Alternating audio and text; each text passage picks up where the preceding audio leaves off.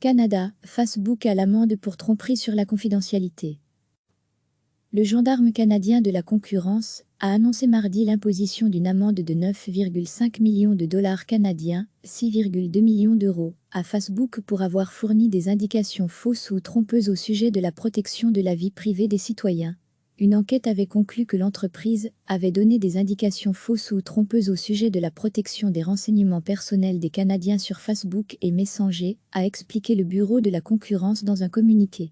Dans le cadre d'un règlement intervenu devant le tribunal de la concurrence, Facebook a accepté de rectifier le tir, notamment concernant les mesures réelles que peuvent prendre les utilisateurs pour limiter l'accès à leurs comptes.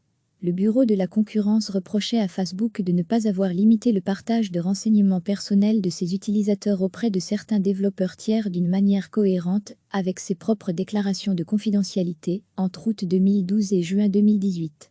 Ces renseignements personnels comprenaient notamment du contenu que les utilisateurs avaient publié sur Facebook, des messages que les utilisateurs s'étaient échangés sur Messenger et d'autres renseignements à propos d'utilisateurs identifiables, a précisé l'organisme. Facebook a également permis à certains développeurs tiers d'accéder aux renseignements personnels d'amis d'utilisateurs, une fois que ces derniers avaient installé certaines applications de tierces parties, a ajouté le Bureau de la concurrence. Bien que Facebook ait officiellement indiqué avoir interdit cette pratique, le 30 avril 2015, celle-ci s'est poursuivie jusqu'en 2018 avec certains développeurs tiers, a rappelé le Bureau de la concurrence. En février, un autre organisme fédéral canadien, le Commissariat à la protection de la vie privée, avait demandé à un tribunal fédéral de déclarer Facebook coupable d'avoir enfreint les lois canadiennes sur la protection de la vie privée des citoyens. Le gendarme canadien de la concurrence a annoncé mardi l'imposition d'une amende de 9,5 millions de dollars canadiens, 6,2 millions d'euros, à Facebook pour avoir fourni des indications fausses ou trompeuses au sujet de la protection de la vie privée des citoyens. Une enquête avait conclu que l'entreprise avait donné des indications fausses ou trompeuses au sujet de la protection des renseignements personnels des Canadiens sur Facebook et Messenger, a expliqué le Bureau de la concurrence dans un communiqué.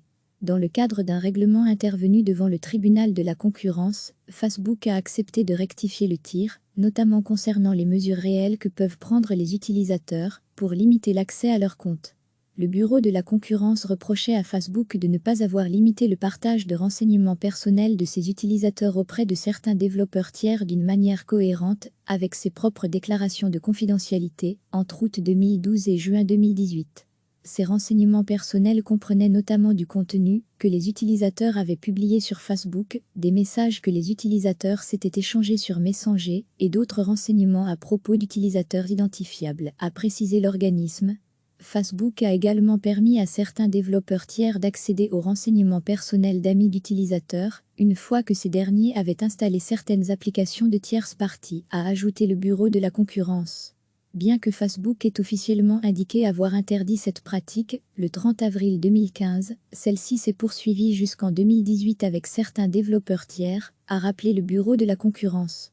En février, un autre organisme fédéral canadien, le Commissariat à la protection de la vie privée, avait demandé à un tribunal fédéral de déclarer Facebook coupable d'avoir enfreint les lois canadiennes sur la protection de la vie privée des citoyens. Cliquez sur s'abonner pour recevoir les dernières nouvelles.